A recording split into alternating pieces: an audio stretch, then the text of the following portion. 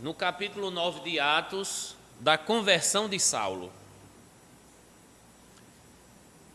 Ele era meio judeu, o pai era grego, a mãe judia, foi educado dentro da doutrina judaica e se dedicou tanto que em pouco tempo se tornou um fariseu, um doutor da lei, estudou aos pés de Gamaliel. Gamaliel era tipo eu, bom, bonito e barato. E aí se tornou um perseguidor do evangelho por não entender que o que Jesus estava pregando era o verdadeiro sentido da lei. E aí, em nome da lei, perseguiram os que serviam a Jesus. E por conta de tantas coisas, inclusive a morte de Estevão, que é relatado no capítulo 6 e 7 de Atos, ele morreu aos pés de um homem chamado Saulo, que era de Tarso. Inclusive é isso que nós vamos ler agora. Encontrou aí Atos 9? Diz assim: Saulo, porém, respirava ameaças e mortes contra os discípulos do Senhor, e ele dirigiu-se ao sumo sacerdote e pediu-lhes cartas para Damasco, para as sinagogas, a fim de que, olha mesmo, caso encontrasse alguns desse caminho, está falando dos crentes, se for homem ou mulher, os conduzisse preso a Jerusalém. Então qual é o decreto aqui? Quem é crente é preso. E quem é que está encabeçando o projeto? O irmão Paulo. Era uma questão religiosa que estava causando divergência e perseguição. 3. Mas esse mais aqui é importante. Foi falado de uma coisa ruim. Está saindo um som não? Não é para sair para vocês. É para sair ali na gravação. Ele até pediu para ver se saía aqui, mas nesse caso minha voz já é o suficiente para não ficar insuportável. 2 horas vocês ouvindo uma voz altissonante, estrondando. Aí só os pentecostais que são acostumados com isso, né? Aí para não ir embora a gente, né, vai manter assim. Vamos para o mais, o versículo 3. Mas, ô coisa boa esse mais. Seguindo ele viagem, aproximando-se de Damasco, subitamente o cercou um resplendor de luz no céu. Isso aí é uma interferência divina, é uma intervenção divina. E caindo por terra, observe que não tem cavalo aí, que muita gente diz que Paulo caiu do cavalo, né? E caindo ele por terra, ouviu uma voz que lhe dizia: Saulo, Saulo, por que me persegues? Será que Paulo estava querendo prender Jesus ou os seguidores de Jesus? Os seguidores de Jesus, mas percebeu que Jesus tomou a briga para ele? Então o fato de Saulo estar prendendo os servos de Jesus, aí ele se dirigiu a Saulo e disse: você está mexendo comigo. O que é que você tem contra mim? Em outras palavras, por que me persegues? Aí o versículo 5, Saulo, sem entender, pergunta: quem és tu, Senhor? Ele respondeu: eu sou Jesus a quem tu persegues. Mas levanta-te e entra na cidade, e lá te será dito o que te cumpre fazer. Versículo 7. Os homens que viajavam com ele caíram emudecidos, ouvindo na verdade a voz, mas não viram ninguém. Saulo levantou-se da terra e, abrindo os olhos, olha o que aconteceu. Não via coisa alguma e, guiado pela mão, conduziram a Damasco. Então Deus pegou o camarada pelos olhos, deixou ele cego por um tempo, até que ele começasse a ver, e ver de 2 formas, fisicamente e espiritualmente, que o entendimento dele vai se abrir quando uma pessoa vai ser enviado a ele. Deus vai mandar alguém até ele, no endereço certo, Olha mesmo, Deus revela o nome e o endereço. Estou me arrepiando todinho. Vamos ver, né? O verso 9. Não parou no 8, não foi? Vamos para o 9. E esteve 3 dias cego, e não comeu nem bebeu. Realmente, né? A pessoa passa o tempo todo enxergando, de repente fica cego. Eu não sei se o objetivo dele era jejuar para ser curado, ou se era uma questão de tristeza porque estava cego. Não comeu nem bebeu. Pode ser pelos 2 motivos, mas vamos seguir. Ora, havia em Damasco certo discípulo chamado Ananias. Discípulo é apóstolo? É a mesma coisa que apóstolo? Não. Discípulo é a mesma coisa que profeta? Não. Mas o profeta é um discípulo e o apóstolo é um discípulo, porque discípulo quer dizer seguidor. O aluno, né? Geralmente quem é mestre tem discípulo, seguidores. Mas observe que um simples discípulo, chamado Ananias, Jesus diz para ele em visão: Ananias, ele disse: eis-me aqui, Senhor. Ordenou-lhes o Senhor. Quem está ligado, diga amém.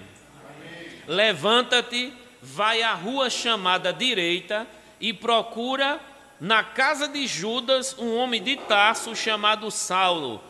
Eis que ele está orando. Olha, ele estava sem comer e estava orando. Alguma coisa, não é? Estava sem comer, sem beber e orando. Isso é comum em que momento? Quando a pessoa fica sem comer e orando. A gente está lendo Atos 9. E aí, quando a gente observa esse versículo 10, que o irmão Ananias tem uma visão, observe que não é uma visão para dizer se ele compra um carro ou não. Não é uma visão para ensinar qual o celular que ele tem que comprar. É uma visão extraordinária, missionária, para algo de extrema importância para o evangelho naquele momento. Só que as visões de hoje são meio esquisitas, Mateus. Eu corto o cabelo ou não? Deus me falou numa visão que eu devo cortar. Olha, eu hoje, como ou não como? Vou perguntar a Deus para Ele me mostrar numa visão. Sabe aqueles irmãos que têm um interesse de toda hora Deus estar revelando as coisas? Não é? Tem igreja que tem esse costume. Igreja Maranata, por exemplo, é assim. Todo culto Deus tem que revelar as particularidades dos irmãos. Eles decidem as coisas a partir de revelação. Mas observe que Ananias era um simples discípulo, mas de repente Deus aparece para ele porque era com ele que Deus queria algo. Deus conhecia Ananias? Sim. Deus conhecia Saulo? Sim. Deus conhecia Judas, que morava na rua chamada Direita. Olha, sabe o nome, a casa, a rua e quem está lá e o que a pessoa está fazendo. Pense numa vistoria, um rastreamento via satélite. Foi profundo isso. Estou me arrepiando todinho aqui, está vendo? Como está aqui, ó. Eu estou lendo Atos 9. Atos 9. E aí, o versículo... Foi o 12 agora, né? O 12, né? Me ajuda aí, crente. 12, obrigado. Aí o versículo 12 diz: e viu um homem chamado Ananias entrar, quando ele estava orando, né? E impôs-lhe as mãos para que recuperasse a vista. Então, quando Paulo estava orando, ele teve também outra visão. Como é o nome disso? Quer dizer, quem foi enviado teve uma visão e quem ia receber também teve uma visão. Olha a confirmação, não é? A jesuicidência, não é? E de repente o casamento acontece. Mas Ananias foi resistente por causa da notícia. Assistia geralmente jornal uns meio-dia, mais ou menos, ficava com aquelas notícias: morreu, matou, morreu, matou. Aí ficava com a cabeça cheia. Aqueles crentes que ficam com medo de sair de casa, ser acidentado, assaltado. Coronavírus, vírus 19, vírus 20, 21, 22, vírus alfa, beta, gama, daí bivalente, não sei para quanto, né? Aí fica agoniado a cabeça, né? Aí o coitadinho do Ananias, assistindo o Jornal do Meio-Dia, aí diz: Senhor, eu já ouvi acerca desse homem. Esse é um terrorista. Fugiu das penitenciárias da vida, sei, está atacando todo mundo. É um terror. Quantos males tem feito aos teus santos em Jerusalém? A notícia corria rápido, nem tinha WhatsApp, nem Instagram, né? Não tinha televisão, não tinha rádio, mas o boca a boca era ligeiro. Preste atenção, o verso 14. Ele tem poder dos principais sacerdotes para prender a todos os que invocam o teu nome. Quer dizer, a turma de crente estava passando por cuidado com o tal de Saulo, porque ele está com autorização para prender quem for crente, seguidor do caminho, não é? Quem for crente, vamos se salvar, vamos correr desse homem. Aí Ananias fez esse questionamento, o versículo 15 deixou ele sossegado. Deus falou com ele, o versículo 15, disse-lhe, porém, o Senhor: vai. Deixou a opção? Você vai se você quiser. É igual o id. Só que ele está falando para uma pessoa. Lá no id ele está falando para muitas. Porém, este, se referindo a Saulo, é para mim um vaso escolhido, para levar o meu nome perante os gentios e os reis e os filhos de Israel, e eu te mostrarei o quanto ele vai padecer pelo meu nome. O que eu acho interessante aqui, irmão, é que está muito claro que Deus escolheu Saulo antes de Saulo escolher Deus. Aqui está muito claro. O que é um vaso escolhido? Ele já está pronto, entre outros, a pessoa chega e diz: eu quero esse. Mas parece que ele escolheu o pior, o que queria matar, o que estava com o coração cheio de ódio e vingança. Sabe uma coisa que incomoda a gente? É determinadas pessoas que a gente olha assim de: Jesus, tu vai salvar isso? Entendeu como é? Pronto, Guilherme, você olha assim, você diz assim: Jesus, não olha a aparência, porque se ele olhar, não escapa ninguém. Não é? Pronto, se a gente for fazer o histórico da vida pregressa, nem Fabi escapa. Que é uma mulher que já está no terceiro céu já, né? Já está no nível elevado. Mas atente para isso, atente para isso. O Saulo, que é uma palavra grega, depois vai ser usado muito Paulo, que é uma palavra romana, mas se referir à mesma pessoa. Não vai dizer por aí que Deus mudou o nome de Paulo. Deus não mudou o nome de Paulo. Isso era uma questão cultural. Lá se falava aramaico, no dia a dia na Judéia, se falava hebraico nas sinagogas, porque a Bíblia estava escrita em hebraico, a Bíblia da época. Se falava grego por causa da cultura grega comercial, o koiné era uma divulgação da cultura, a gente falou isso em uma aula aqui, e também se falava latim por causa do Império Romano. Então, Paulo era um poliglota, então ele tinha o seu nome romano. O nome romano dele era Paulo. Não bote na cabeça, do jeito que aconteceu com Abraão e Jacó, o fato de ter um nome e depois foi para outro, acha que Saulo passou a ser Paulo quando se converteu. Aí o pregador faz: aleluia, oh glória, aleluia, Deus vai mudar teu nome, Deus vai mudar teu nome, vai mudar a tua história. Aí Mateus está lá, querendo a vitória, querendo a bênção, aleluia, vai mudar meu nome, eu odeio esse nome, Mateus. Né, irmã Raimunda? Você gosta desse nome, Raimunda? Agora começou a gostar, né? Porque toda vez que muda o nome, você vai observar, tem uma coisa extraordinária acontecendo. E as coisas extraordinárias dói. Não é? Por exemplo, Jacó, mudou o nome, mas saiu com a perna, não é? Levou uma pancada na coxa, não é? Então, assim, mudou o nome de Abraão, mas teve que sair da terra dele para uma terra que ainda ia mostrar ele e a mulher sozinho. Não é? nem viu a terra direito, né? Só vai ser aqui, mas não é assim do jeito que está, não. É como se mostrasse Bahia, querendo dizer que vai ser, entendeu? Campina Grande, mais ou menos assim. Não sei se vocês entenderam, mas tá bom. Entendeu não, né? Porque ela é do contra. Esse é para mim um vaso escolhido, aí tem o objetivo o vaso, para levar o meu nome perante os gentios, os reis e os filhos de Israel. Ele classificou. Vai pregar para o povo de Israel? Vai. Aonde Paulo passava em suas viagens, ele procurava as sinagogas e debatia com os judeus acerca da lei.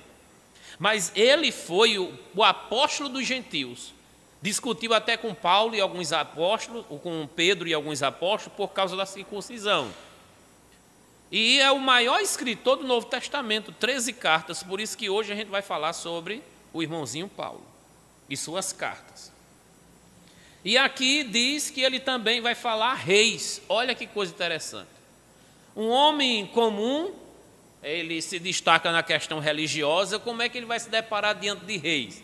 Deus vai fazer uma mobilização grande na vida de Saulo, e ele vai entender por que é que ele está passando por aquilo. Mas ele entende porque ele entende as Escrituras, enquanto entende as Escrituras, ele está em oração. Em oração ele é confortado e pelas Escrituras ele vai lendo o que está acontecendo com ele e não murmura e não reclama igual os crentes de hoje. Entende o que Deus está fazendo e não reclama, não murmura, graças a Deus. Não é? Quem não murmura e não reclama, diga amém. Tem uns 4, não é? Uns 5 presentes. Já é alguma coisa, pior se não fosse nada. Eu sou positivo, entendeu? E aí, é claro, Ananias desobedeceu ou obedeceu? Como é que diz aí, o 17? Vamos lá? Partiu Ananias e entrou na casa. Que casa? Lá na rua direita, não é? Na casa de Judas. E, impondo-lhe as mãos, disse: Irmão Saulo, o Senhor Jesus, que te apareceu no caminho por onde vinhas, ele me enviou para que tornes a ver, só isso? E seja cheio do Espírito Santo. Olha, se a aula fosse só nesse capítulo aqui, se fosse só nesse capítulo, vocês iam sair daqui tudo arrepiado. Porque, irmãos, tem coisas que a gente tem que prestar atenção quando a gente está lendo.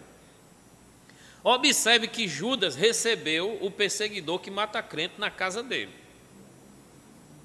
Já imaginou um camarada conhecido como o perseguidor, que prende e mata, bater na porta da tua casa com uns capangas e você abrir a porta e dizer: pode entrar? Mas Jesus preparou tudo, isso aqui é extraordinário. Aí Jesus preparou a situação de Ananias.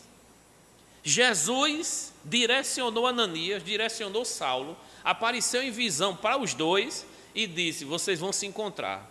E olha o que Ananias disse: aquele que te apareceu me enviou. E você vai perceber que o ministério de Paulo é muito dirigido por visões. Ele tem visões. Até quando ele ia numa situação extrema, ele apareceu para ele um cidadão macedônio, passa na Macedônia e ajuda-nos. O Espírito Santo ia conduzindo ele. Até quando ele estava morrendo, era Deus dirigindo no barco, o barco na direção certa, para ganhar pessoas em ilhas que jamais chegaria se não fosse daquele jeito. E olhe que disse que ele ia ser curado.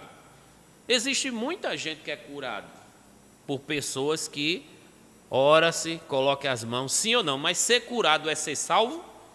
Não. Ser curado quer dizer que a pessoa já é de Deus? Não. Que a pessoa já é escolhida por Deus? Não.